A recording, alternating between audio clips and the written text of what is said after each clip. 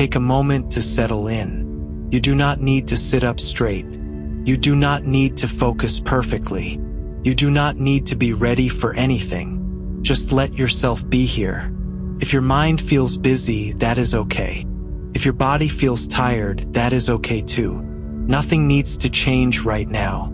This is a space where nothing is being measured.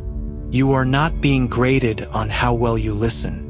You are not being watched to see if you absorb everything correctly. There is no way to do this wrong. If your attention wanders, let it. If you need to pause and come back later, that is fine. This will still be here. Today, we are going to talk about going slow. Not as a flaw, not as a setback, but as something real, something valid, something honest. Because somewhere along the way, many of us were taught that progress only counts if it is fast, if it is visible, if it impresses someone, if it looks like confidence from the outside. We learned that struggling means you are not trying hard enough, that taking longer means something is wrong with you, that needing more time is something to apologize for. And when our progress does not look like that, we start to question it. We start to question ourselves. You might have felt that before. That quiet worry that says, I should be further by now. Or, why does this seem easier for everyone else? Or, if I were really trying, wouldn't things be moving faster? Those thoughts can be heavy. They can sit with you even on days when you are doing your best. They can turn effort into something that feels inadequate. They can make rest feel like failure. But here is something worth sitting with gently. Progress does not have a required speed. There is no universal pace that makes your effort valid. There is no timeline that decides whether your growth is real. There is no finish line watching the clock. Slow movement is still movement. And sometimes slow movement is the only kind that lasts. Think back for a moment. Not to who you want to be someday, but to who you were before. There was a version of you that knew less than you know now. A version that carried different fears, different limits, different questions. You did not wake up one day and suddenly become who you are now. It happened gradually, quietly, often without you noticing. You learned things through living them. You adjusted through repetition. You changed because time passed and you kept showing up, even when it felt pointless. That is how most real change happens. It does not announce itself. It does not arrive all at once. It unfolds while you are busy living. And yet, because it is slow, the mind likes to dismiss it. It says, that does not count. It says, that is not enough. It says, if it were real, it would feel bigger. The mind is looking for proof, for evidence that cannot be questioned, for change that feels undeniable. But the truth is, some of the strongest progress feels almost invisible while it is happening. Sometimes progress looks like getting through a day that used to overwhelm you. Sometimes it looks like responding differently to something that once sent you spiraling. Sometimes it looks like resting instead of forcing yourself forward. Sometimes it looks like asking for help without feeling like a burden, or setting a boundary without apologizing for it, or choosing not to engage with something that used to hook you immediately. That matters more than you realize. We live in a world that celebrates acceleration, faster results, faster growth, faster healing, faster success. The message is constant. If you are not moving quickly, you are wasting time. If things are not visibly changing, you are stagnant. If progress feels gradual, it does not count. But speed has never been a reliable measure of depth. Things that grow too fast often do not have strong roots. They struggle when pressure shows up. They collapse when conditions change. You can build something quickly and watch it fall apart just as fast. Or you can build something slowly and watch it hold when everything else shakes. You are allowed to take the time you need to grow in a way that holds. There is nothing weak about moving carefully. There is nothing lazy about choosing sustainability. There is nothing wrong with listening to your limits. In fact, learning to respect your pace is one of the most self-aware things you can do. It means you are paying attention. It means you are being honest about what you can carry. It means you are choosing longevity over performance. You may not see it yet, but slowing down is often an act of trust. Trust that you do not need to prove yourself every moment. Trust that effort does not need to look dramatic. Trust that becoming takes time. If you are moving slowly right now, it does not mean you are stuck. It may mean you are integrating. It may mean you are healing. It may mean you are building something internally that cannot be rushed. There are seasons where forward motion is quiet, where it looks like maintenance instead of advancement, where your job is simply to keep going without burning out. That is still progress. Even standing still, when done with intention, can be a form of movement. Sometimes the most important step is choosing not to go backward, not to fall into old patterns, not to abandon what you have already built, not to believe the voice that says none of this matters. If all you did today was show up, that counts. If all you did was try again, that counts. If all you did was rest because your body asked for it, that counts. You do not owe anyone a faster version of your life. And you do not need permission to move at a pace that keeps you whole. Take a breath here. Let your shoulders soften. Let your jaw relax. There is nothing you need to fix right now. In the next part, we will talk about why feeling rushed has become so common and how that pressure quietly disconnects us from our own rhythm. For now, just sit with this thought. You are not behind. You are moving in the way you can. And slow movement is still movement.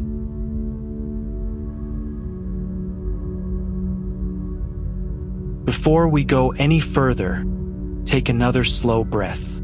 Not a deep one you have to think about, just a natural breath, in and out. There is no rush here. In this part, I want to talk about why so many people feel like they are running out of time, even when no one is actually chasing them. Because that feeling does not come from nowhere. At some point, many of us learn to measure ourselves by speed. How quickly we respond. How fast we improve. How efficiently we move through life. We learned that hesitation is weakness, that pausing means losing ground, that anything worth doing should happen now, or it might not happen at all. And when we slow down, even for good reasons, the mind starts to whisper, "You're falling behind. You should be doing more. You don't have time for this." That pressure can feel constant, even when things are going okay. Especially when things are quiet, because when life slows down, the noise in your head often gets louder. The comparison intensifies. The worry that you are wasting time takes up more space. We live in a world where movement is always visible. Progress is posted. Milestones are announced. Everyone else's growth feels loud and obvious. And when your own progress feels quiet, it can start to feel invisible, like it doesn't count unless someone sees it, like validation is the only proof that something real is happening. But most real progress happens in places no one else ever witnesses. It happens in the way you think differently now, in the way you pause before reacting, in the way you recover faster than you used to, in the way you notice when something is off and adjust before it spirals. Those changes do not trend. They do not get applause, but they shape your life far more than any external milestone. The feeling of being rushed often comes from comparison. Not always obvious comparison. Sometimes it is subtle. You see someone else moving faster, or reaching a goal sooner, or handling something with more ease. And without meaning to, your mind turns that into a timeline you feel pressured to follow. It tells you that if they can do it that quickly, you should be able to as well. That if their progress looks effortless, yours should too. But here is something important to remember. You are not on the same path. You do not have the same history, the same nervous system, the same responsibilities, the same starting point. What looks fast for someone else might be sustainable for them in ways it would not be for you. What looks easy might be the result of years of quiet preparation you never saw. Trying to match someone else's pace does not make you stronger. It usually just makes you tired. And when you are tired, progress becomes harder to sustain. There is a difference between being challenged and being rushed. Challenge can help you grow. Rush just creates pressure. One asks you to stretch. The other asks you to ignore your limits. And when limits are ignored for too long, the body and mind eventually speak up. Through exhaustion, through anxiety, through losing motivation entirely, through physical symptoms that cannot be ignored anymore. That is not failure. That is feedback. Sometimes slowing down is not a choice you make. It is something your system demands. And listening to that demand is not giving up. It is responding wisely. You may have noticed that when you try to force yourself forward too quickly, things start to slip. Focus fades. Joy disappears. Everything begins to feel heavier. Tasks that used to feel manageable now feel draining. Decisions that used to feel clear now feel overwhelming. Rest that used to restore you stops working because you never fully disengage. That is often a sign that the pace is wrong, not the direction. You can be moving in the right direction and still need to slow down. That does not cancel your effort, protects it. Think about how often people say they wish they had slowed down sooner. Rarely do people regret going too slow. They regret burning themselves out. They regret ignoring warning signs. They regret pushing past what they could sustain. They regret the years it took to recover from going too fast for too long. You are allowed to learn from that wisdom without needing to experience the crash yourself. Going slow does not mean you lack ambition. It means you care about longevity. It means you want a life that can be lived, not just achieved. There is a quiet confidence in knowing your own pace. It comes from understanding that you do not need to outrun time. Time moves whether you rush or not. What matters is how you move with it. If you are constantly rushing, you miss yourself along the way. You miss the signals your body sends. You miss the small moments of clarity that only appear when things slow down. You miss the chance to understand what you actually need instead of what urgency tells you to want. Sometimes progress needs space. Space to settle. Space to make sense. Space to turn effort into something stable. Fast movement can look impressive, but slow movement is often what teaches you who you are. And knowing yourself makes future progress easier, not harder. If you feel behind right now, I want you to question that feeling gently. Ask yourself, behind according to what? A deadline someone else set? A timeline you absorbed without choosing? An expectation that never accounted for your reality? Behind compared to a version of your life that only exists in your imagination. You are allowed to redefine what progress looks like for you. You are allowed to measure it by steadiness instead of speed, by consistency instead of intensity, by how well it fits into your actual life.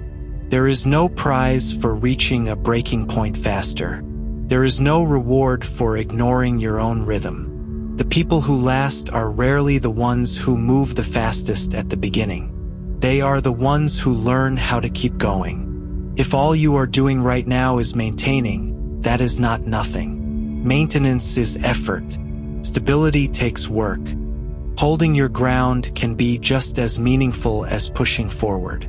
Take another breath here. Let yourself feel the permission in that. You are not late.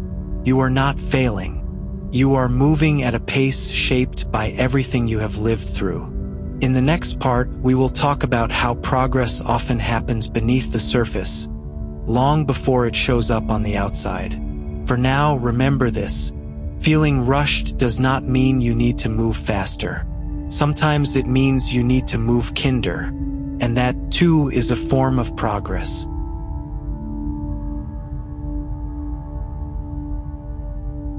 If you've been listening for a while, you don't need to hold your attention tightly. Let the words come and go. Let what matters stay. In this part, I want to talk about something that often gets overlooked. Most progress happens below the surface. It happens quietly, gradually, in ways that don't announce themselves. And because of that, it's easy to believe nothing is happening at all. Think about how many times you've changed without realizing it in the moment. There were things that once felt difficult that you now do without thinking. Conversations that once drained you that now feel manageable. Fears that still exist but no longer control you the same way. Situations that used to send you into panic that now feel like something you can handle, even if imperfectly. You didn't flip a switch to get there. You lived your way there.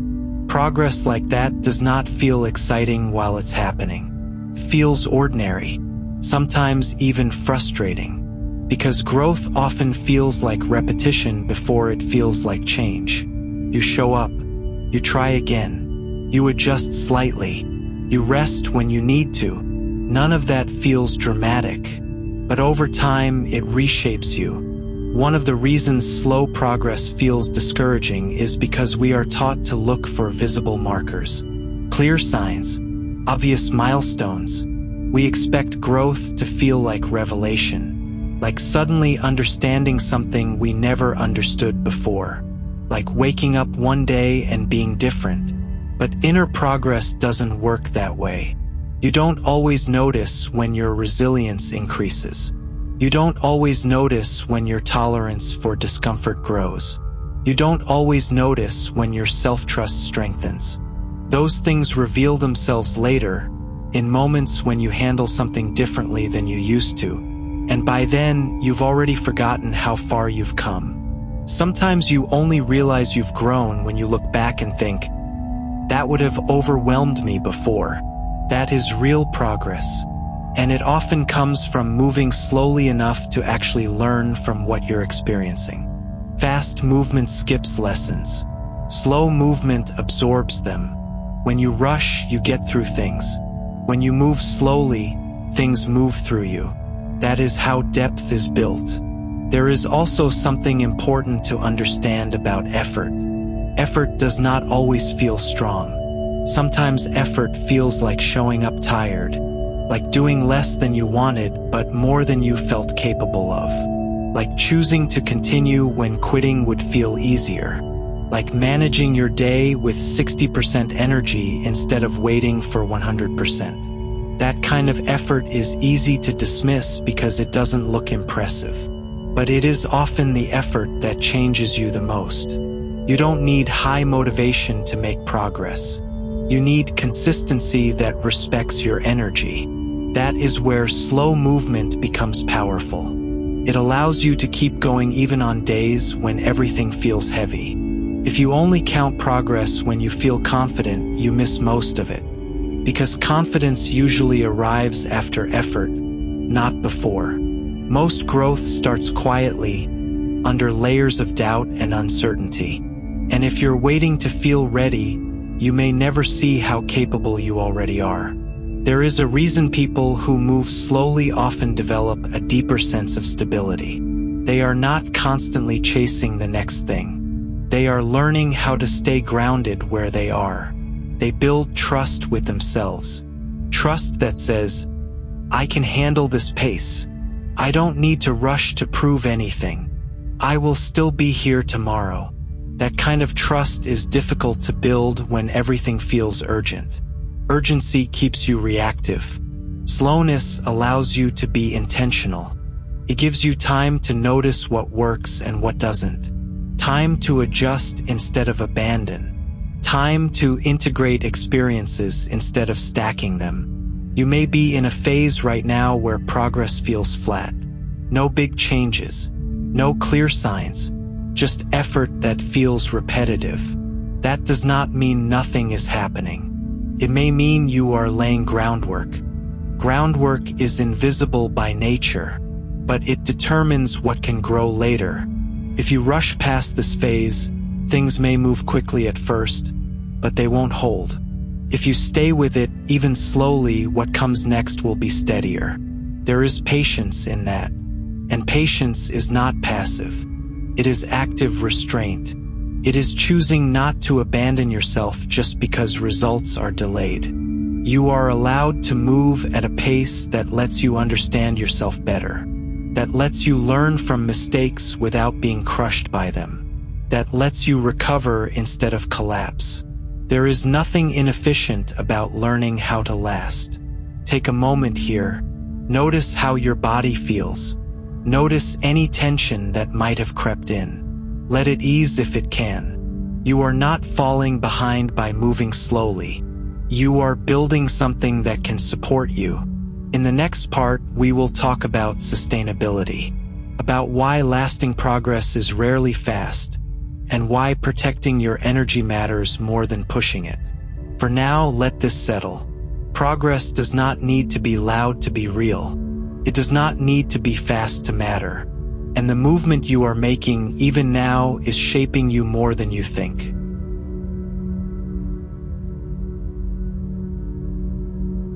Take another easy breath. There is no need to hold yourself upright or alert. Just let the words meet you where you are. In this part, I want to talk about something that often gets misunderstood. Sustainability is not about doing less. It is about doing what you can continue. Many people push themselves forward with intensity, believing that effort only counts when it feels difficult. They equate strain with value, exhaustion with dedication. They think that if something doesn't hurt, it doesn't matter. That if they're not pushing to their limit, they're not really trying. But effort that cannot be maintained eventually turns into resistance. And resistance makes progress feel heavier than it needs to be. If you've ever started something with a lot of energy only to lose momentum later, that wasn't a lack of discipline. It was a pace that didn't match your life. There is nothing wrong with ambition, but ambition without sustainability often asks too much, too fast. It asks you to ignore signs of fatigue, to push through when rest is needed, to keep going at a speed that works for a week but collapses by the third month. Slow progress allows your energy to recover as you move forward, creates room for rest without guilt. It lets effort feel possible instead of overwhelming. And that matters more than intensity. Burnout is not a sudden event. It builds quietly. It starts with ignoring small signals, skipping rest, pushing through fatigue, telling yourself you'll slow down later. It starts with the belief that you can handle more than you actually can. That rest is something you earn, not something you need. Eventually, your body or mind forces a pause. That pause is not a punishment. It is a correction. You are allowed to choose a gentler pace before that happens. There is wisdom in recognizing when something feels unsustainable. Not because you are weak, but because you are paying attention. When you move slowly, you stay connected to yourself. You notice when something is off. You notice when adjustments are needed. That awareness protects your progress. It is much easier to course correct at a slow pace than to recover from a crash. Sustainability also changes the way progress feels emotionally. When you are rushing, progress is always just out of reach.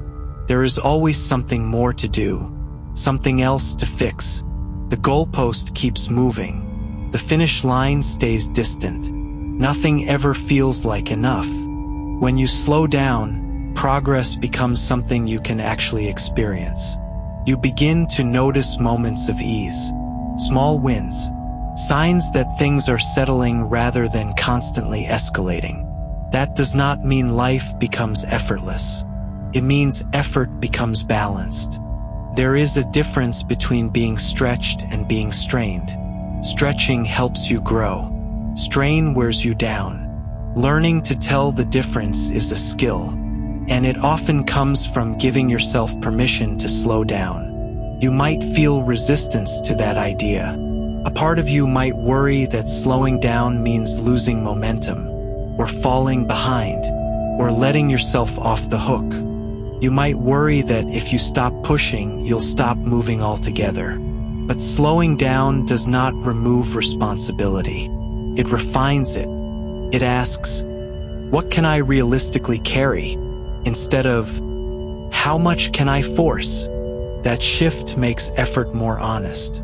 There is no virtue in pushing past your limits just to prove you can. Limits exist to guide you, not to shame you. When you honor them, progress becomes something you can live with, not just chase. You are allowed to design a pace that fits your energy, your season, and your responsibilities. Not an imagined version of you. Not someone else's standard. Your life does not need to look impressive to be meaningful. Consistency built on care will always outlast intensity built on pressure. And when you slow down enough to listen, you often realize that you are not as far from where you want to be as you thought. You've been moving, just not in a way that demanded attention. That kind of movement is easy to overlook, but it's the kind that lasts. Take a moment here. If you feel tired, let yourself be tired. If you feel calm, let that stay. You do not need to push through this moment. In the final part, we will talk about small steps, about how subtle movement still changes direction, and why choosing to continue gently is one of the strongest decisions you can make. For now, remember this. You do not need to hurry to be worthy of progress. You only need a pace that lets you keep going.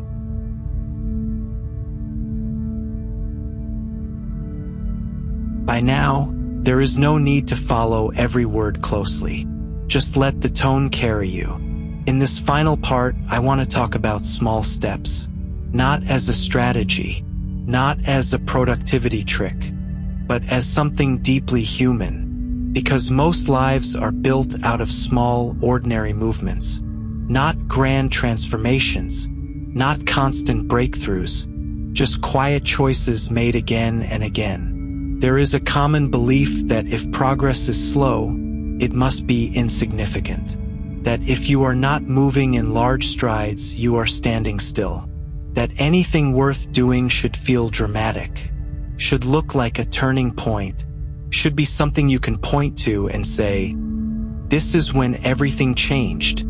But direction matters more than distance.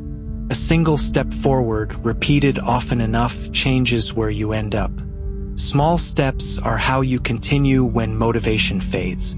They are how you move on days when energy is low. They are how progress stays connected to real life. Sometimes progress looks like doing less than you planned. Sometimes it looks like choosing not to quit. Sometimes it looks like pausing without abandoning yourself. Those moments rarely feel important at the time, but they shape everything that comes after. There is also something quietly powerful about choosing to continue gently. It takes awareness to say, this is enough for today. It takes strength to resist the urge to overextend. It takes trust to believe that what you are doing, even slowly, is still moving you forward. You do not need momentum to move. You need direction. Momentum comes and goes. Direction stays. When you focus on direction instead of speed, progress becomes steadier, less dramatic, more reliable. You stop measuring yourself by how fast things change and start noticing how often you show up. And showing up, even in small ways, builds something solid. There may be times when all you can do is maintain. Keep things from falling apart. Hold your ground. That is not wasted effort. Maintenance is how progress survives difficult seasons.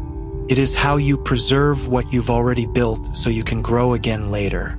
You are allowed to have seasons where growth is quiet, where effort is gentle, where movement is subtle. Those seasons are not pauses in your life. They are part of it. If you look back honestly, you may realize that some of your most meaningful growth happened during times that felt slow or uncertain. Times when you learned patience. Times when you learned restraint. Times when you learned how to care for yourself instead of pushing through. Those lessons do not disappear. They shape every step that comes after. You are not late to your life. You are living it in real time. And real time includes rest, repetition, and gradual change. If today feels small, let it be small. If your effort feels quiet, let it be quiet. You do not need to turn everything into a turning point. Sometimes continuing is enough. Sometimes staying is enough.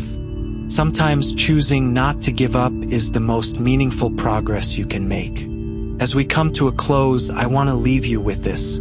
You are allowed to go slow. Not because you are incapable, but because you are human. Not because you are behind, but because you are becoming. Slow movement is still movement, and movement that respects you will carry you further than speed ever could. Take one more breath here. There is nowhere you need to go after this.